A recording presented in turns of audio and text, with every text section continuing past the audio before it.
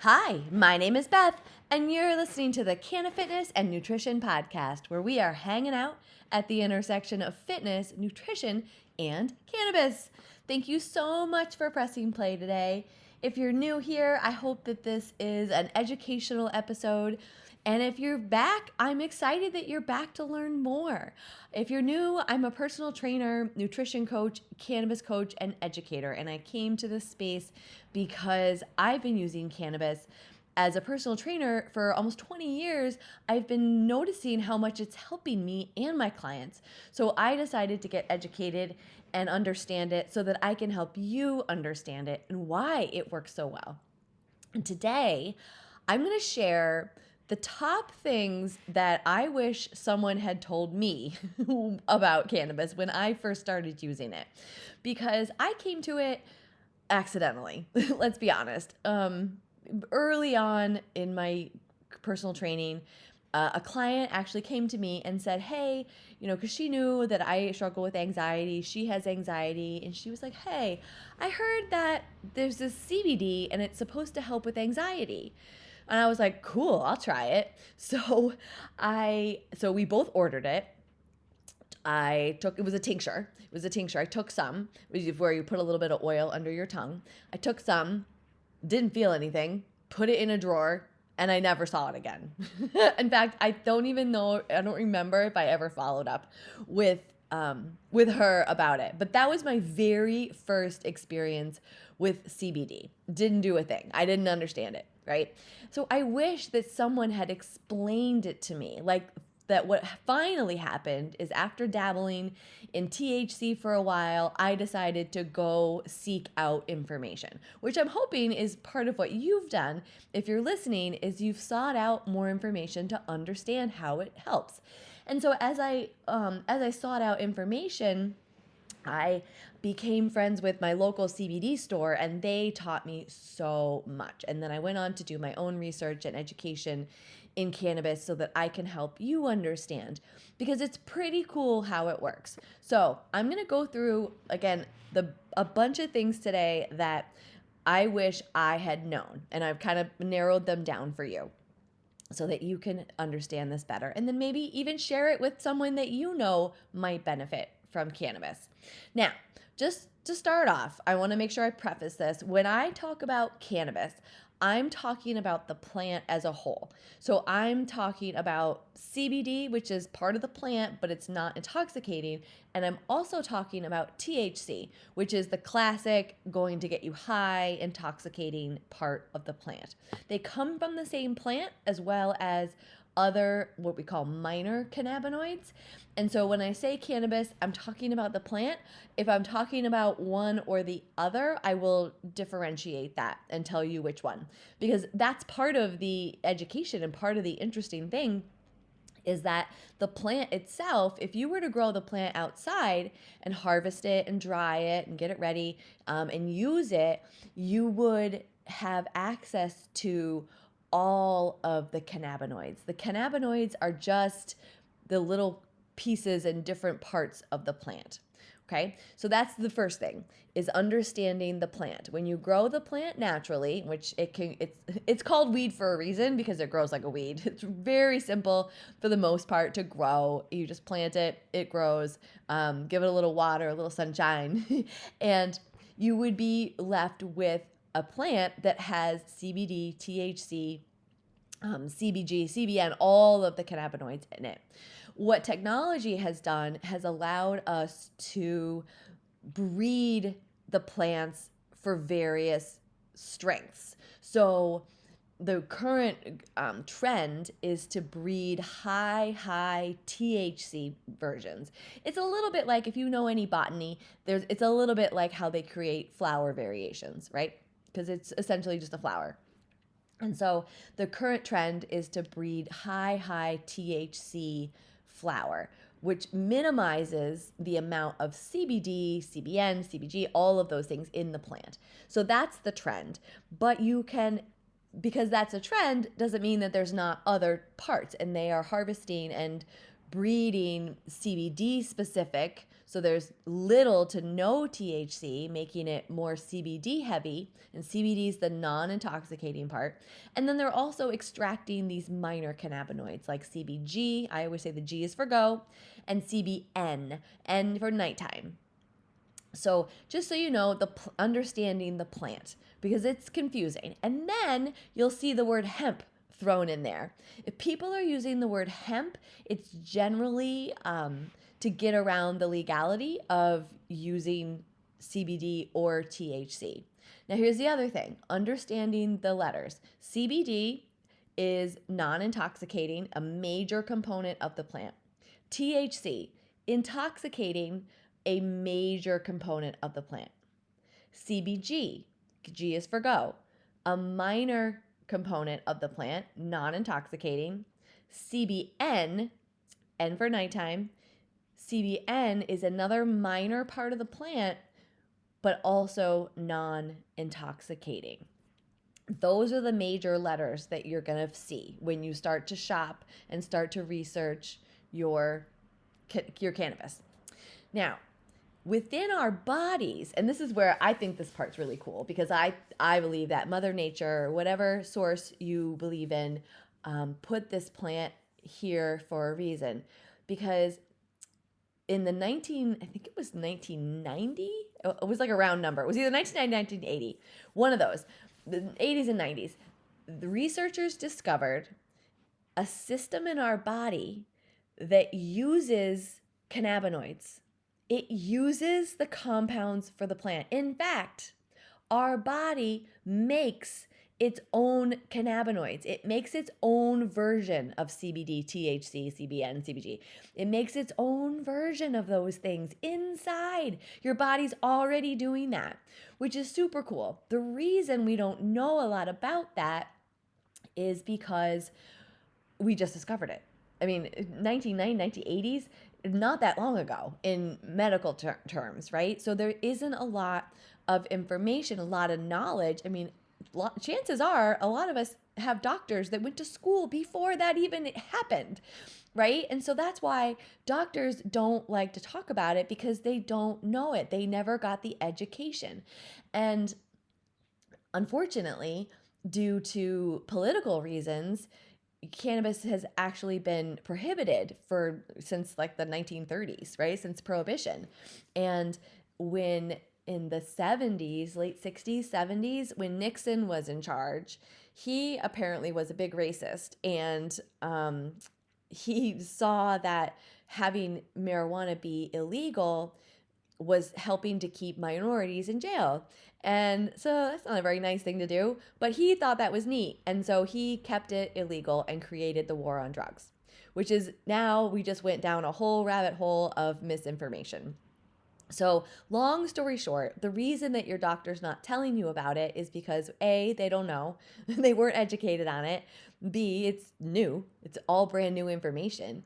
And C, it's illegal, which is, again, you'll see as you learn about it and are in the cannabis world, you'll see there's so much news, let's say, about and controversy about the legality of it, because it isn't harmful. Yes, it's a drug and you can become a habit forming addiction to any drug, but it doesn't work the same in your body as nicotine or alcohol or a more heavy heroin, right? Benzodiazepines. So those benzos, they cling to your brain in a certain way that marijuana does not.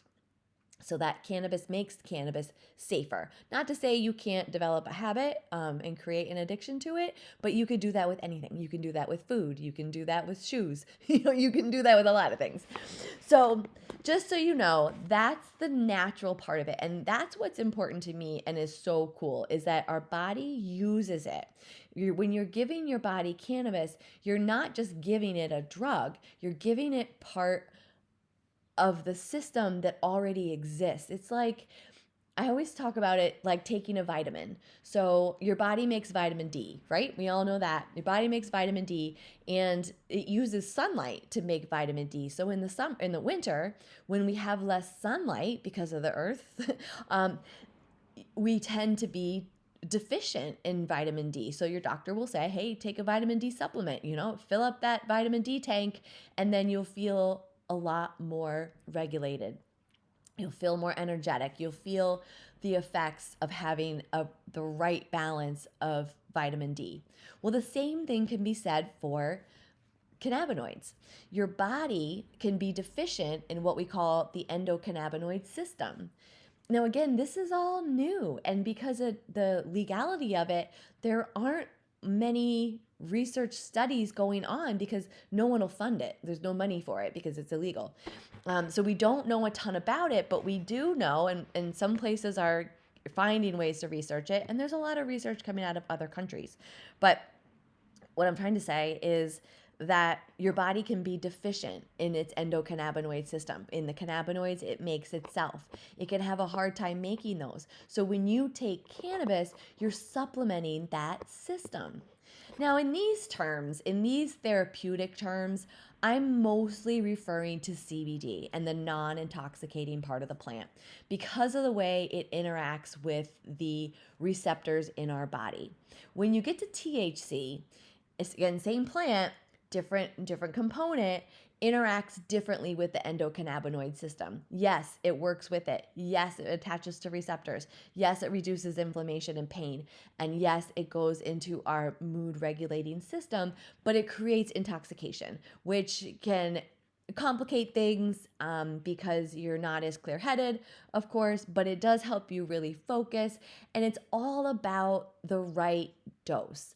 A lot of times I hear people say, I took it once, it made me feel anxious, or I felt really sick. And a lot of times that's one, misunderstanding, and two, not understanding doses. So that's what I'm going to talk about next. Dosing. Always start small. I can't tell you how many times I've heard people tell me that, yeah, they tried cannabis, yeah, but they took a gummy and a half, and they were like, and they were stoned on the floor, or this is a classic one, and I've done this, is I've taken a small bite of an edible and didn't feel anything, right? So I was like, this happened to me in Washington, D.C. once on a trip, and I was like, I took one square of chocolate and was like, I don't feel anything, this doesn't work. So I took another square, but I hadn't waited long enough. So 2 squares was way too much. And I remember distinctly going out to Mexican food, and it wasn't that I felt sick. It was just too much. I couldn't focus. Instead of being zoned in, I couldn't focus, and it was too much. My head was cloudy. It wasn't enjoyable. Fortunately, and again, this is something I want you to know, cannabis wears off without side effects. So if you take too much, it can be uncomfortable, sure. Generally, there aren't a lot of negative side effects. I mean, sometimes people get sick, but it's usually in a way that you just feel better, not like when you drink too much and you are just sick for days. But it does wear off. If you inhale, it wears off even faster, and that's a fun thing to know. So let's talk about dosing. Super low doses are the way to go. The trend right now in the wellness field of cannabis is what we call microdosing, which is taking 1 or 2.5 maybe milligrams at a time.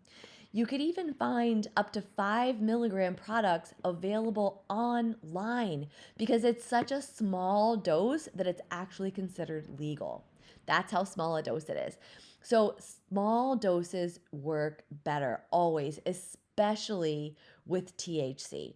With THC, always start low, go slow. Don't do what I did. Don't take a bite and then feel like it doesn't do anything and take more later, because edibles can take up to 2 or more hours to get through your system. I mean, if you think about it, you got to eat it, right? So it's got to go through your digestive tract and absorb. And what if it's the end of the day? It's nighttime and you're going to take your THC gummy to go to sleep. Well, you might not feel anything, and then you might be tempted to take more. Well, is it going to work? Is it going to make me asleep? But maybe it's only been an hour and a half, and you just, end of the day, you have food in your stomach, so you're digesting it. So you need to give it time. Give it time to work. And if it doesn't work one day, you don't feel anything after hours, then I would wait till the next day to try it again. Honestly, that's the one of the other big things that I want you to know about cannabis is that it takes patience and it takes trial and error, and you have to be willing to do that. But hey, we all did that when we learned alcohol, right? Alcohol is not nearly as helpful as this is, but we all went through that period. It was likely a lot of years ago when we were teenagers, but we all went through that period of, let me try this and see how I feel. Let me try one beer. Let me try two beers. Let me try four beers.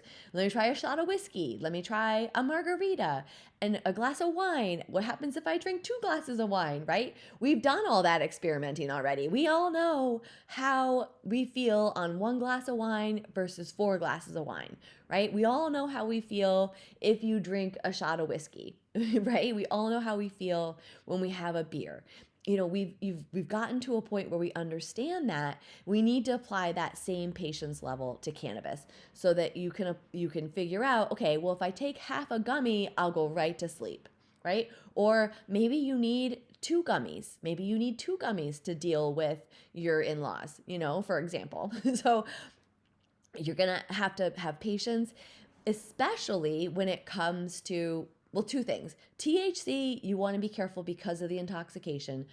CBD, you've got to give it time because CBD, it takes time to build up in your system. I like to think of it as we have a tank, a CBD tank that our body's already making it, trying to make it itself. And we have to supplement it and just fill up that tank for it, like taking a vitamin. So you have to give it some time to get in there and build up in your system. So it takes, I like to say 3 weeks. Give it 3 weeks and give it a solid chance to get in your system and see if you notice any different. The other thing is, again, aside from knowing the difference between CBD and THC, which is, again, what I wish someone had told me, was I wish someone had said, take that CBD every day at the beginning of the day for 3 weeks straight at the same time, same dose. If you don't feel anything, take more, because CBD, you can take more without consequence. It's generally not going to make you uncomfortable or feel anything gross. It might make you sleepy if you take too much, but there's no way to over intoxicate. Your body will filter that out just like it does vitamins. You can take all the vitamin D you want. Again, if you take too much, you may not feel excellent, but your body will filter that out and you'll end up just peeing it out. Right? Just like any other vitamin or mineral that you give to your body. Your body goes through and it filters it through, uses what it needs, discards the rest. So CBD is very safe in that matter. My point is that CBD takes some time and some patience, right? And all of it takes experimenting. And I talked a little bit about edibles and how you want to make sure that you wait and you want to make sure that you start low and go slow and do it as an experiment, you know, see how you feel after a few hours, see how you feel one day, and then try it again. Have patience. Try it again the next day. Maybe you take a quarter more, or maybe you take the whole gummy and see how you feel, and just be patient with yourself and your body so that you can learn to optimize it and learn to find those sweet spots where you feel fantastic, you're productive, you're in the right frame of mind that you want to be, and your body feels the way you want it to. Other options, tinctures are the oils where you generally put a couple drops of oil under your tongue and hold it in your cheek to help absorb sublingually. Fun note too, another thing I would have liked to know is that you can do that with edibles too. Most people just chew them and swallow them, but if you chew it a little bit, break it up, and then hold it under your tongue and let it absorb, then you're gonna absorb it faster. Drinks, extremely popular, great option to substitute for alcohol, fewer calories, less negative side effects. Again, those are going to absorb faster because it starts to absorb as it's in your mouth and goes through the lining of your digestive system. Drinks just absorb faster. They just do. And then there's inhalation, which is always the fastest option. You're going to feel inhalation benefits within 10 minutes probably, or maybe even faster depending on your body. But it's going to wear off faster. So an edible might take up to 4 hours or so to wear off, as a tincture might as well. But inhalation, you're going to start to feel back to your regular self in about an hour to hour and a half, something like that. It really doesn't last very long. Now, when you're shopping for cannabis at the store, at the dispensary, if you're in a legal state, you'll have dispensaries where you're able to shop for various products, and you're going to be faced with sativa, indica, and hybrid. Now, these are terms that we made up to help it make it easier for us to shop. Sativas are generally your uplifting, energizing types. Remember how I said that they can breed the plants for certain benefits and have more THC or more CBD? They can breed these certain strains, right? The strains are the things that give it the funny name, like OG Kush and Granddaddy Purple, because underneath that layer underneath the strain is a variety of terpenes. And terpenes are just the aromatic compound, but just like in aromatherapy, the aromatics of it have healing properties too. So the compounds that are in the terpenes, you're getting flavor, but you're also getting the anti-inflammatory benefits, anti-anxiety benefits, the sedating benefits. All of those things are in the terpenes. So when they create strains, they've put together particular terpenes that they feel will make an excellent experience for the user. But in order to make it simple for people to buy, they've classified them. Sativas are strains and terpenes that are energizing and uplifting, and indicas are terpenes and strains that have been more formulated for more sedating, more relaxation, more before bed, so more sleepy time. And then you'll see hybrid, which really could be anything. It could be an indica dominant hybrid, so it could be more sedating but still a little bit energizing. It could be the opposite of that. It could be mostly energizing but a little bit sedating. Hybrid's just a term that we just made up to give so there's a classification. So I would say lean sativa if you want to be energized, uplifted, do creative work. Lean indica if you want to use it to go to sleep. Basically, if you really need to unwind and you're not planning on doing any activities, then go for indica. But those are the terms that you'll see in the store. Now, here's my other big tip. So if you've listened this long, thank you. And if you hear only one thing today from this episode, I want you to hear this, is know what you're using. No matter what you choose, because there's a lot of fun things to choose from. Every store you go to will have its own recommendations and different products, and it's really fun to play with all these things. But know what you're using. Ask questions. Read the packaging. Everything in New York State, which is where I live, which is why I know the most about it, in New York State, it's actually mandated that they have information on the packaging. There should be a QR code that you can scan and bring you to lab tests to tell you more about the product. And it should be clearly labeled with what's in it and any ratios that apply. So if it is a product with both THC and CBD in it, it should say that. And it may say 1-to-1 ratio, meaning it's equal parts, or it may say 2-to-1 ratio, meaning there's more of one than the other. That's what the ratios mean. And then you'll see the minor cannabinoids in there, CBG, CBN.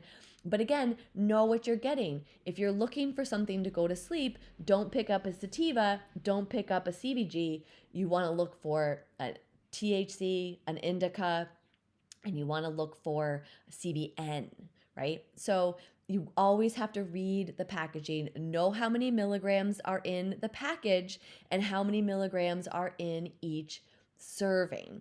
So a chocolate bar is a good example because it may say that it has, 100 milligrams per chocolate bar, but that's because they want you to divide it into 10 pieces and only eat 10 at a time, of which you can cut those in half and make it a 5 milligram. So yes, you have to do a little math ahead of time, but again, these are things I wish someone had said. I wish that someone had explained that to me when I first bought my CBD, because I probably threw it away, but I wish I had said to somebody, hey, could you explain what this means?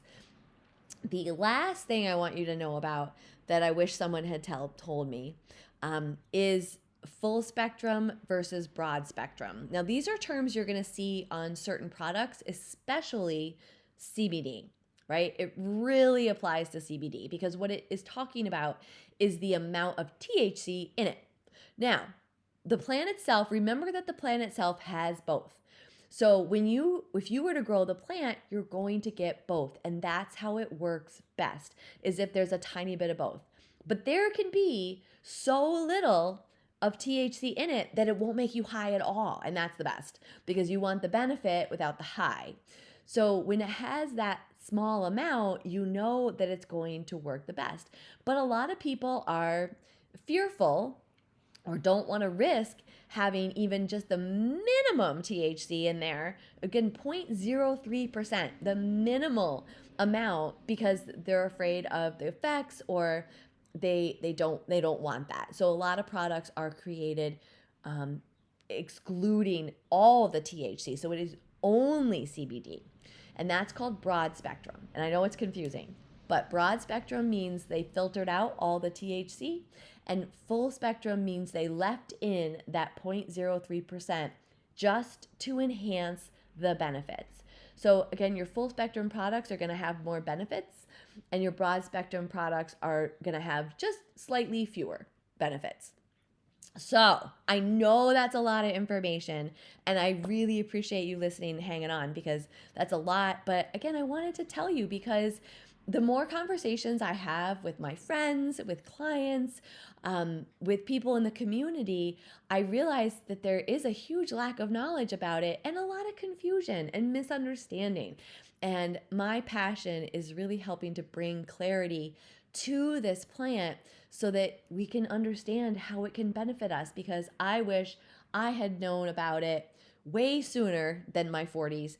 And I wish, because I would have gotten so much benefit from it all this time. I had to wait all this time to get the benefit, and I don't want you to have to wait. So if this is interesting to you, please take what I've taught you and implement it. If you'd like help with that though, let me know. I'd be glad to walk you through it personally and help you find the right product for you.